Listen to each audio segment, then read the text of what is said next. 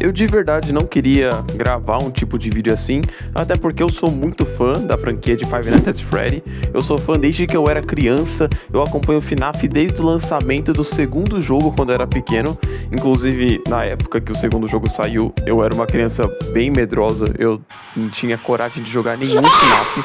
Eu só joguei um FNAF de verdade quando tava lançando o 5, porque eu demorei muito pra ter coragem de dar play em algum jogo. Eu realmente tinha muito pavor. Eu lembro que o jogo tinha chegado no celular e aí eu queria dar uma chance pra ver se eu conseguia jogar. Enfim, não é o assunto do vídeo. Eu não queria estar aqui falando sobre isso, mas realmente é muito revoltante o tanto de potencial que FNAF perdeu por culpa do próprio criador. O Scott Cawthon, ele realmente é um artista, ele criou vários livros excelentes, é sério, os livros de FNAF eu não tenho nenhuma crítica, eles são ótimos.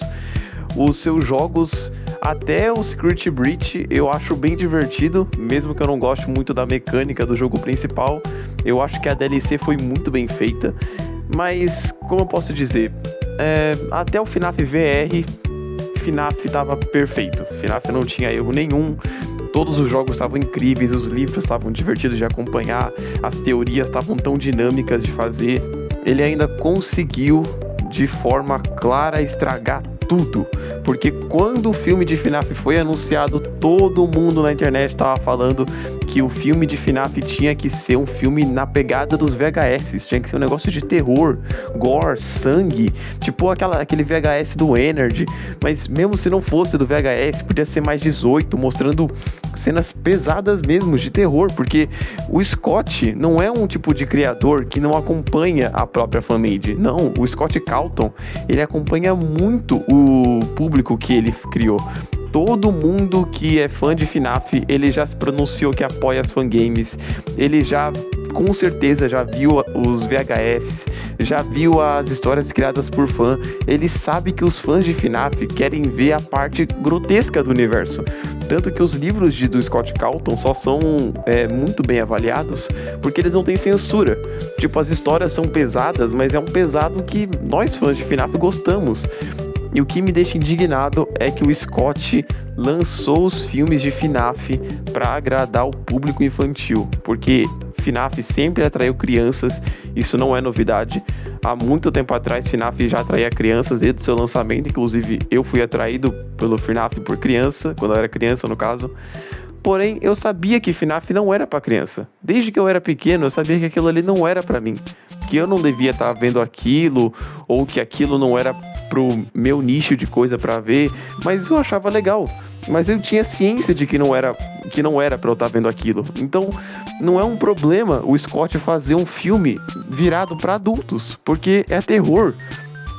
Eu acho que é a primeira vez na história que eu vejo alguém produzindo uma obra de terror preocupado com as crianças. Tipo, terror não é pra criança e nunca foi pra criança.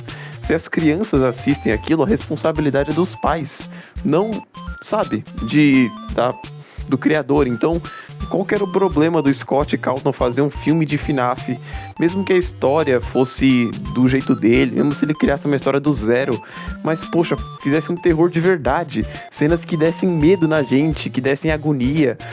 Quando o segundo filme de FNAF lançou, eu fui assistir com um grupo de amigos meu e eu admito que eu me diverti muito assistindo aquele filme. Sério, eu me diverti bastante.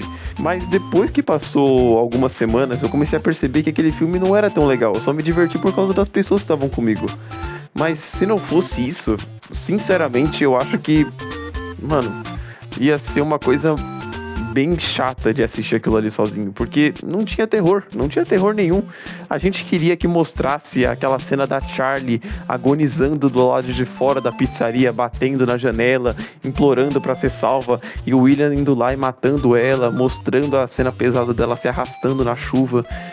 Ficou legal, realmente, como eles mudaram e colocando ela pra salvar a criança, porque a Puppet salva as crianças, mas aí depois começou a ficar um negócio besta de novo, tipo, do nada o Michael Afton é do mal, coisa que nunca foi mencionada em nenhum lugar.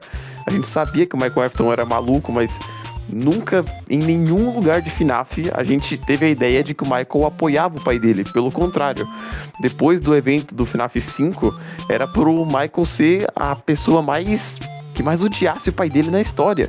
E de acordo com a história do jogo, o FNAF 2 se passa depois do FNAF 5, então era pra ele estar revoltado, com a carne podre.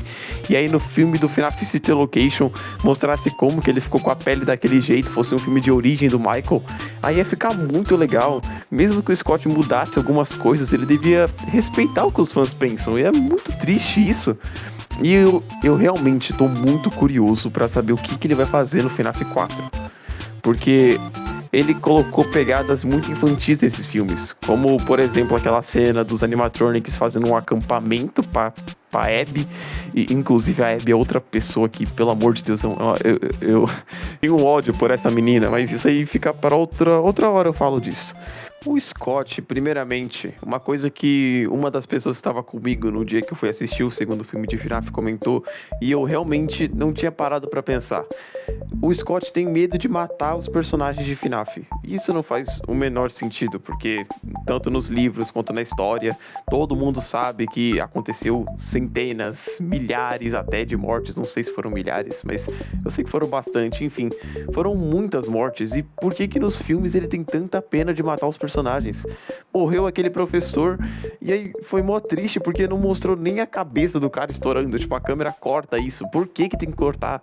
Por que o filme de FNAF, de Five Nights at Freddy, um filme aonde literal fez parceria com um jogo mais 18, que tem gore, que é o Dead by Daylight, quando ele fez parceria com o DBD, eu pensei, nossa, agora sim, nos filmes ele vai colocar uma classificação maior, ele vai fazer um negócio mais que os fãs querem, e simplesmente não, ele continua fazendo a mesma coisa. E eu tô muito curioso mesmo pra saber o que ele vai fazer com o quarto filme de FNAF, porque o quarto filme de FNAF não tem como infantilizar.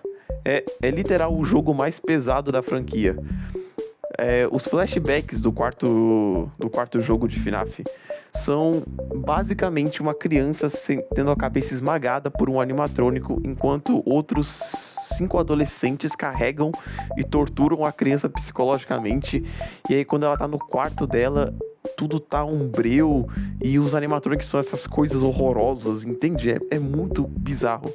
E outra coisa que eu achei péssima, que eu acabei, descobrindo, mas eu não sei se é verdade essa informação, não confirmei, mas que, de acordo com algumas fontes, dizem que no terceiro filme de FNAF, o próximo que já vai lançar, eles vão colocar o Mike Schmidt pra enfrentar o William Afton. Cara, sinceramente, o Scott tá se fazendo de idiota, porque não é possível. A franquia inteira de FNAF sempre gostou da ideia do Michael e do William se odiarem. E no terceiro jogo eles se encontram, e é uma luta épica, e eles caem na mão, e aí a pizzaria pega fogo, e aí o Michael ele sai à beira da morte, mas aí o William tá vivo, ele sempre volta e volta no sexto jogo. Sempre foi, sério, o ápice, uma coisa incrível que a comunidade faz. E aí o Scott simplesmente muda e fala, não foi o filho dele que lutou com ele. Foi quem? Foi o Mike Schmidt. E sabe o que me revolta mais ainda? É a Abby. Essa garota foi um erro. Essa menina não devia existir em nenhum filme. Eu não aguento mais vir pro cinema pra acompanhar a história dessa garota. Que menina chata. Além dela ficar usando essas gírias estranhas, mano, ela falou cringe no meio do filme. Foi a pior coisa que eu já ouvi na história do cinema. Se não bastasse tudo isso, ela ainda tem a coragem de ser insuportável. Todo mundo no filme tenta ajudar ela e ela desobedece todo mundo. Se você observar, os animatronics só ficam agressivos e matam as pessoas porque a Abby não escuta ninguém e faz o que ela quer. Isso é revoltante. Eu não entendo por que essa menina existe. É sério. No próximo filme eu espero que ela vá pra adoção, não sei. Fala que um parente descobriu o Mike Schmidt e decidiu levar a Abby pra tirar férias e nunca mais voltar. Não sei, mata ela atropelada, qualquer coisa. Pelo amor de Deus, que menina chata. Ela consegue ser a pessoa mais insuportável dos filmes. Eu torço pra que ela morra. Tudo no filme roda em volta dela. FNAF 2 foi literal por causa da feira de ciências da Abby. Foi a coisa mais chata que eu já vi, foi essa feira de ciências. Eu não tava nem aí. O professor não queria apoiar a Abby, então a Abby ficou toda magoada e a Toy Chica foi lá e matou ela. Não faz o menor sentido, eu não tô nem aí pra essa menina. Eu sinceramente espero que ela, sei lá, vá tirar férias. Tipo, não, agora falando sério, como que eles vão colocar a Abby no FNAF 6? Se a ideia dos filmes é fazer a cronologia dos jogos, como que eles vão colocar a Abby no FNAF 6? Sendo que o FNAF 6 é pro Michael Afton, tá na pizzaria. A Abby vai estar fazendo o quê?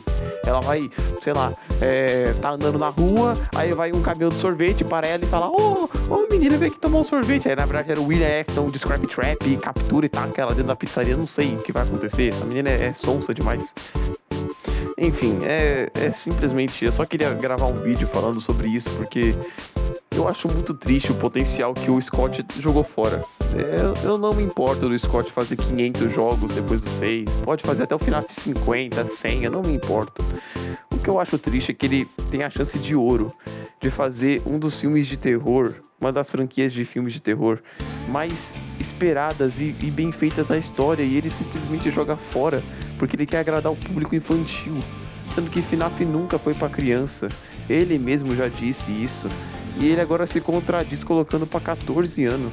Ninguém quer ver FNAF pra 14 anos. Os vídeos de FNAF mais famosos são os VHS de FNAF, e ele inventa de fazer isso. Mas enfim. Bom, muito obrigado por terem assistido até aqui, caso alguém tenha assistido até aqui.